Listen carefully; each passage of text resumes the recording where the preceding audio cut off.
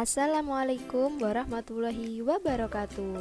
Bagaimana kabar kalian hari ini anak-anak? Alhamdulillah, luar biasa, Allahu Akbar. Semoga kalian senantiasa diberikan kesehatan dan juga kelancaran dalam belajar. Meskipun kita belajar hanya lewat online ya anak-anak, tetap semangat.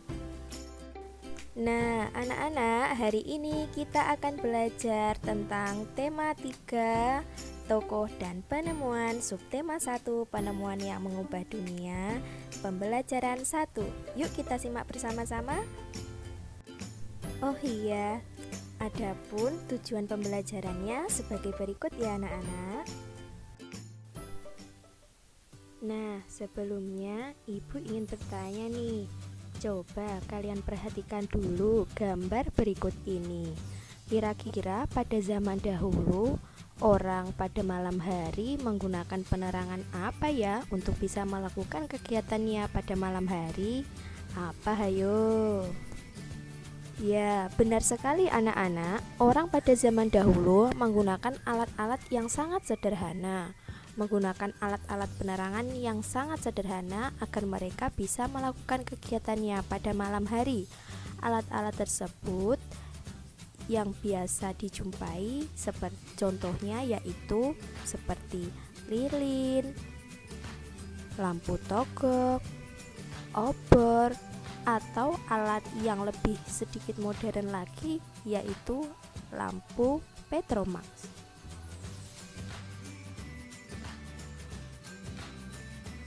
Nah, sekarang coba kalian ingat kembali bagaimana suasana pada malam hari yang begitu terang. Contohnya seperti di jalan, di lingkungan rumah kalian, di taman, atau dimanapun tempat yang pada malam hari terlihat begitu terang. Nah, lampu-lampu tersebut bersinar terang karena adanya energi listrik loh anak-anak. Nah, selanjutnya siapa yang tahu tokoh penemu pembangkit listrik dan bagaimana lampu-lampu tersebut bisa menyala? Yuk, mari kita simak bersama-sama materi selanjutnya dengan membaca teks berikut yang berjudul Listrik Pengubah Wajah Dunia. Listrik pengubah wajah dunia. Listrik telah membawa banyak perubahan dalam kehidupan masyarakat di dunia. Michael Faraday adalah tokoh penemu arus listrik. Faraday lahir pada tahun 1791 di Newington, Inggris. Ia berasal dari keluarga miskin dan hanya sebentar merasakan pendidikan di sekolah. Dengan perjuangan keras dan semangat pantang menyerah, ia akhirnya berhasil membuat alat sederhana pertama yang dapat menghasilkan gelombang elektromagnetik. Tahukah kamu bagaimana perjalanan arus listrik hingga sampai ke rumahmu? Arus listrik adalah gelombang elektromagnetik, yaitu gelombang yang dapat merambat meski tidak ada media perantara. Gelombang elektromagnetik terbentuk dari hasil perubahan medan magnet dan medan listrik yang terjadi terus-menerus. Proses tersebut kemudian memicu terjadinya arus yang kemudian kita kenal sebagai arus listrik. Arus listrik dihasilkan oleh generator raksasa pada pusat pembangkit listrik. Arus listrik tersebut disalurkan melalui jaringan listrik tegangan tinggi berupa jaringan nirkabel pada menara-menara tinggi yang menuju ke gardu-gardu penerima di berbagai daerah. Dari gardu-gardu penerima, arus listrik kemudian disalurkan ke rumah penduduk dan berbagai tempat yang membutuhkan.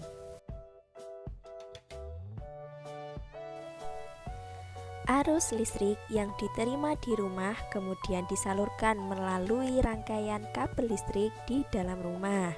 Rangkaian kabel tersebut umumnya berada di atap untuk tempat dudukan lampu atau di dinding rumah, untuk sekedar dan colokan listrik tempat menghubungkan beragam peralatan elektronik seperti televisi, kipas, angin, dan kulkas. Rangkaian listrik di dalam rumah dapat berupa rangkaian seri atau rangkaian paralel. Rangkaian seri dan paralel merupakan jenis-jenis rangkaian yang dipakai untuk menyambungkan dua atau lebih komponen listrik sehingga menjadi satu kesatuan utuh. Bila dilihat dari cara penyusunannya, rangkaian seri disusun dengan cara bersambung atau sejajar dan rangkaian paralel disusun berderet. Contoh rangkaian seri dalam kehidupan sehari-hari adalah lampu senter. Rangkaian yang disusun seri pada lampu senter adalah baterai, karena hanya terdapat satu lampu pada senter. Hal tersebut yang menyebabkan lampu senter menyala sangat terang, namun baterainya cepat habis. Rangkaian seri dan paralel juga bisa ditemui pada lampu-lampu di rumah. Betapa penting peranan listrik bagi kehidupan manusia. Tanpa listrik tentunya kita akan mendapatkan banyak kesulitan dalam mengerjakan aktivitas sehari-hari.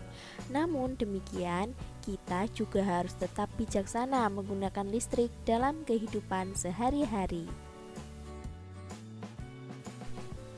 Nah, untuk selanjutnya silahkan dikerjakan ya anak-anak. Berikut ini beberapa soal yang jawabannya berdasarkan dari teks yang kita simak bersama-sama, yaitu teks yang berjudul Listrik Pengubah Wajah Dunia. Dikerjakan dengan baik dan benar ya anak-anak. Nah, untuk selanjutnya coba kalian amati komponen-komponen yang terdapat pada senter. Berikut ini komponen-komponennya. Yang pertama ada baterai. Baterai berfungsi sebagai sumber listrik. Yang kedua ada lampu. Yang ketiga ada lempengan logam yang berfungsi sebagai arus listrik. Kemudian yang keempat ada saklar. Saklar berfungsi untuk menyambung dan memutuskan arus listrik. Anak-anak, jika komponen-komponen utama tersebut dirangkai untuk membuatnya kembali menyala, maka akan tampak seperti berikut ini.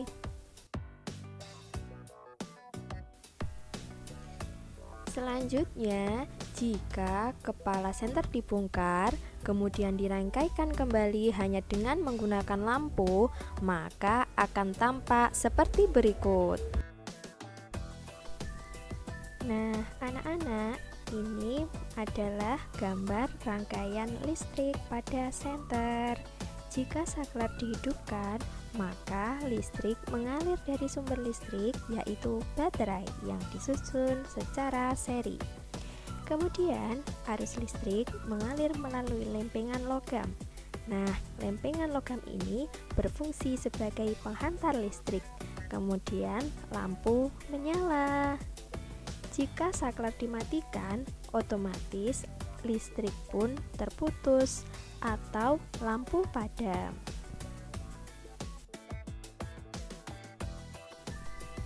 Nah, selanjutnya bagaimana posisi lempengan logam untuk membuat lampu menyala? Jadi anak-anak, dalam suatu rangkaian elektronik yang terdapat lampu dan sumber tegangan di dalamnya, rangkaian harus dipasang sebagai rangkaian tertutup supaya lampu menyala. Lampu akan menyala jika ada arus yang cukup yang mengalir ke lampu melalui bahan konduktor. Lempengan logam adalah salah satu konduktor yang baik. Dalam hal ini, bila lempengan logam yang dimaksud adalah lempengan pada saklar atau switch, maka posisi lempengan logam dalam saklar ini harus saling bersentuhan supaya dapat mengalirkan arus listrik ke lampu. Nah, selanjutnya Apa saja komponen yang sebaiknya digunakan untuk mengganti lempengan logam tersebut yang biasanya terdapat pada rangkaian lampu di rumah? Jadi anak-anak, komponen yang sebaiknya digunakan untuk mengganti lempengan logam yang biasanya terdapat pada rangkaian lampu di rumah adalah tembaga. Anak-anak, pada rangkaian seri lampu, lampu-lampu diletakkan dalam satu baris.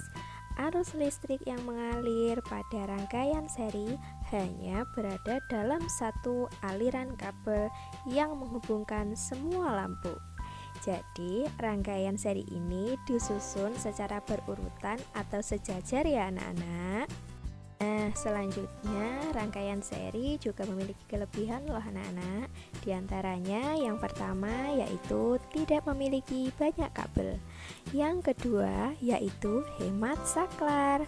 Karena rangkaian seri ini tidak memiliki banyak kabel dan hematlah saklar, maka tentunya juga hemat biaya. Rangkaian seri juga memiliki kekurangan loh anak-anak. Kekurangannya yang pertama yaitu cahaya lampu semakin redup apabila jauh dari sumber listrik. Yang kedua, apabila satu lampu dimatikan, yang lainnya juga ikut mati. Nah, sekarang coba kalian perhatikan lampu di rumah kalian masing-masing. Kemudian kalian nyalakan lampu tersebut. Nah, sekarang menurut kalian apa perbedaan masa sebelum ada listrik dan sesudah ada listrik? Nah, anak-anak, orang terdahulu kalau ingin memasak nasi menggunakan dandang, menggunakan api kayu. Berbeda dengan zaman sekarang, orang-orang dengan mudah memasak menggunakan rice cooker.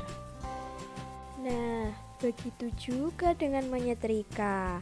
Orang-orang zaman dahulu kalau menyetrika menggunakan setrika arang ya anak-anak.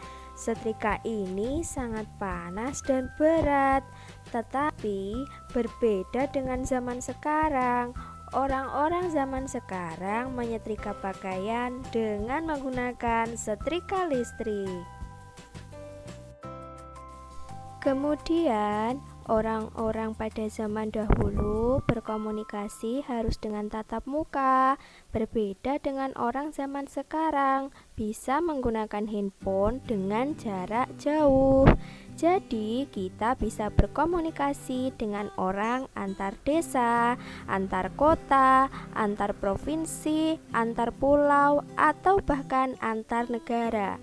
Wah, sungguh menarik bukan?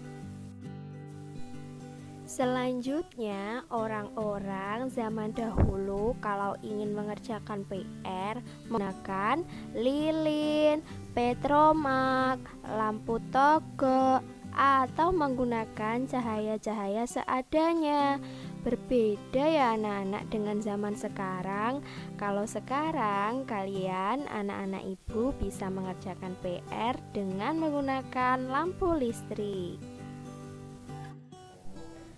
Nah, itu tadi penjelasan mengenai materi kita hari ini, yaitu tentang penemuan yang mengubah dunia. Selanjutnya, coba kalian amati lingkungan di sekitarmu. Temukan sebanyak mungkin pengaruh listrik dalam kehidupan di bidang sosial dan budaya di lingkungan tempat tinggalmu.